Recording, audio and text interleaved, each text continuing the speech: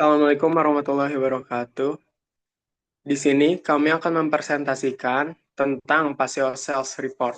Boleh di next. Anggota kelompok kami beranggotakan saya sendiri Muhammad Hizal Argia Putra Frizli, Arif Asyahra, Muhammad Ihsanul Halim, dan Derek Adria Irawan. Boleh di next. Latar belakang perusahaan sendiri yaitu Paseo merupakan salah satu produk andalan perusahaan di kategori kebutuhan rumah tangga dan kebersihan. Untuk memastikan efektivitas strategi penjualan dan distribusi, perusahaan secara rutin melakukan evaluasi performa produk berdasarkan data aktual, analisis terhadap penjualan, profit, serta kontribusi dari berbagai negara dan segmen pelanggan sangat penting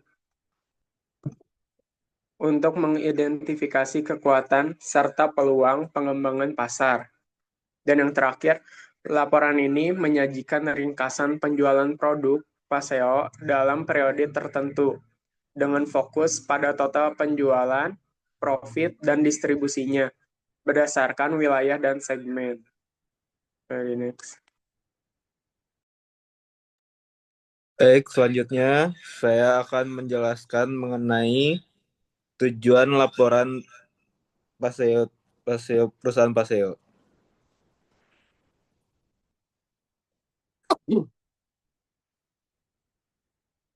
Yang pertama yaitu menyajikan ringkasan performa penjualan produk Paseo selama periode tertentu berdasarkan data aktual, menganalisis total unit terjual, nilai penjualan, dan profit yang dihasilkan, mengidentifikasi kontribusi masing-masing negara dan segmen pelanggan terhadap profit keseluruhan, menemukan area dengan potensi pertumbuhan untuk mengembangkan strategi distribusi dan penjualan yang efektif. Dan yang terakhir menjadi dasar pertimbangan dalam pengambilan keputusan bisnis ke depannya. Bisa di next. Nah, yang pertama ada tabel sum of unit sold, sum of sale, and sum of profit.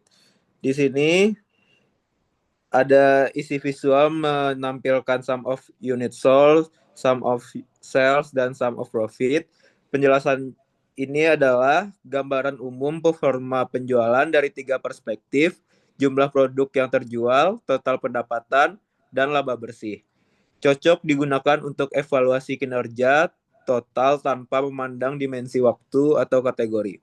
Insight yang didapatkan dari chart ini adalah jika unit terjual tinggi tapi profit rendah, bisa jadi margin profit kecil atau biayanya yang tinggi. Jika sales tinggi tapi unit rendah, kemungkinan menjual produk bernilai tinggi atau produk premium. Dan yang ketiga, perbandingan ketiganya membantu melihat efisiensi dan probabilitas penjualan secara keseluruhan.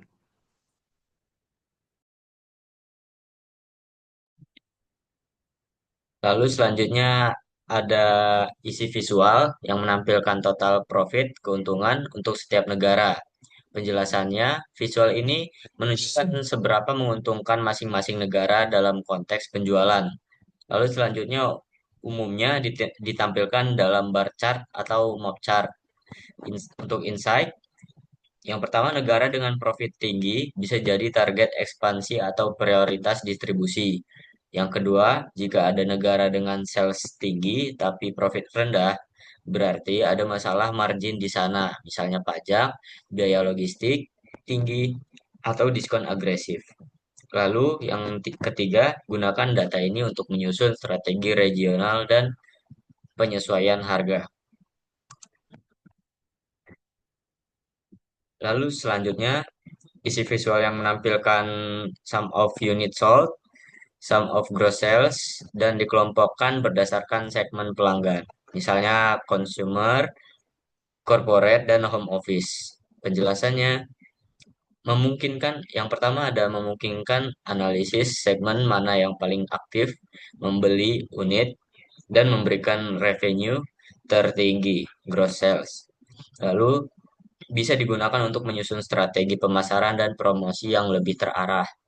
Insight-nya yang pertama, jika konsumer membeli paling banyak unit tapi tidak menghasilkan gross sales terbesar, mungkin karena harga lebih rendah per unit. Lalu yang kedua ada corporate, bisa saja lebih sedikit membeli, tapi menyumbang gross sales besar karena pembelian dalam jumlah besar dan harga premium. Lalu yang ketiga, fokuskan kampanye pada segmen paling menguntungkan, bukan sekedar paling aktif. Nah, selanjutnya adalah rekomendasi strategis. Yang pertama itu ada fokus pada segmen dan negara yang memiliki profitabilitas tinggi untuk mendorong pertumbuhan berkelanjutan. Yang kedua, evaluasi kembali bridging dan biaya pada wilayah atau segmen yang memberikan volume tinggi namun profit rendah. Yang terakhir, gunakan segmentasi ini untuk menyusun kampanye promosi dan strategis distribusi yang lebih tepat sasarannya. Next. Selanjutnya ada kesimpulan.